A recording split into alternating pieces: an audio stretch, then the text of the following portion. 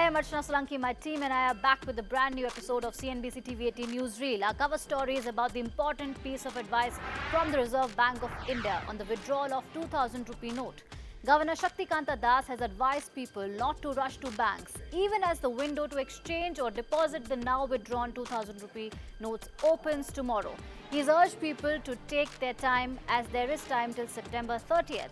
He also said that he did not want to speculate on the fate of the 2000 rupee note after the deadline, acknowledging that RBI will be sensitive to issues and challenges faced by people, including those who are not in India around the deadline. Another big headline we are tracking: 10 Adani stocks added 1 lakh crore rupees to the market value today to cross the 10 lakh crore mark. This marks its biggest rise since Hindenburg's report in January. The group's flagship stock, Adani Enterprises, zoomed 18% higher, while conglomerate's edible oil arm, Adani Wilmar, shot up 19%. The remaining 8 stocks all rallied a minimum of 5%. Expectations of fundraise by group entities also boosted the sentiment. Meanwhile, Meta is in the spotlight again. The Facebook owner has been hit with a record fine amounting to 1.2 billion euros or $1.3 billion for transferring EU user data to the United States in breach of a previous court ruling. In response, Meta said it was disappointed to have been singled out and the ruling was flawed, unjustified, and sets a dangerous precedent for the countless other companies. EU regulators have already hit Meta with fines of hundreds of millions of euros over data breaches by its Instagram, WhatsApp, and Facebook services. It is the third fine imposed on Meta so far this year in the EU and the fourth in 6 months. In a major relief to cash-strapped airline Go First, the National Company Law Appellate Tribunal has upheld the NCLT's order allowing the airline's voluntary insolvency proceedings to continue. This means lessors cannot take repossession of aircraft. However, lessors are free to raise issue of lease termination and aircraft possession before the NCLT. Jammu and Kashmir is hosting the third G20 Tourism Working Group meeting in Srinagar amid tight security. This is the first such international event in the valley since its special status was revoked 4 years ago. Delegates from China, Turkey, and Saudi Arabia will not attend this meeting. All right, let's talk about America's debt.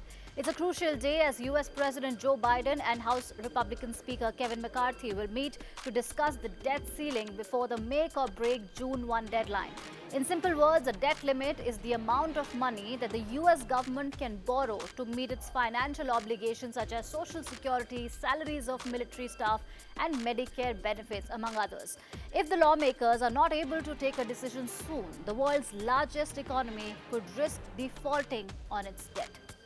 All right, let's get to the big national headline. Amid fresh instances of violence, the Manipur government has extended the ban on internet services throughout the state for an additional 5 days in an effort to stop the propagation of hate speech and preserve calm.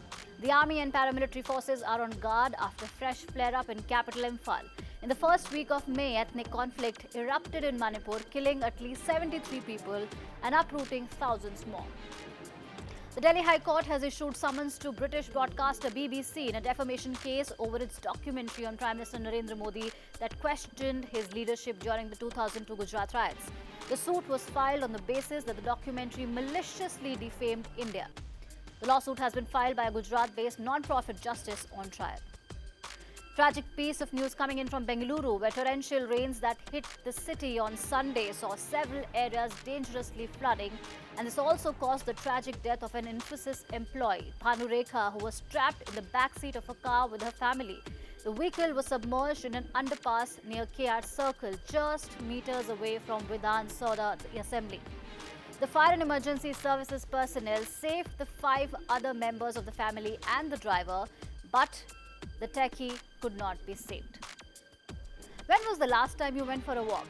Patiala is now the country's first district to adopt right-to-walk policy, which not just focuses on the safety and convenience of the pedestrians, but also highlights the district's commitment to preserve its heritage. This initiative will create a district where walking and cycling are embraced as fundamental aspects of a healthy, sustainable lifestyle. But critics say that the move comes despite the fact that the city lacks proper footpaths for pedestrians. The footpaths were removed from various places across the city a few years ago to make room for the parking of vehicles on the roadsides. The Indian cricket team now has welcomed aboard a new sponsor, and it's none other than sportswear giant Adidas. BCCI Secretary Jay Shah made the announcement of the same on his Twitter handle, and fans could be seeing the Indian team in a new limited overs jersey the next time they take the field. Specific financial details and contract durations have not been disclosed yet. Alright, let's get to the big international stories. Warner Brothers Discovery chief David Zaslav was greeted with boos and chants of "Pay your writers" from students during his commencement speech at Boston University. This amid an ongoing strike by film and television writers over pay. Zaslav, a school alumni, was repeatedly disrupted by angry chants, including cries of "We don't want you here." Thousands of writers from Hollywood are protesting, seeking higher minimum pay, more writers per show, and shorter exclusive contracts. They say they have been suffering because of OTT platforms. May 21st, remember the date because the world's first Arab woman voyaged to space on this day. Rayana Barnawi, a breast cancer researcher from Saudi Arabia, was joined on the mission by fellow Saudi Ali Arkarni, a fighter pilot, as they rocketed towards the International Space Station on a chartered multi-billion-dollar flight by SpaceX in decades. It was the second private mission to space where Barnawi will head a research on advancing breast cancer. Alright, it's time for our moment of the day. Actor Ram Charan and the South Korean ambassador Chang Jae-bok's video grooving to Naatu at the G20 event in Srinagar is going viral. We leave you with the visuals. Thank you for watching.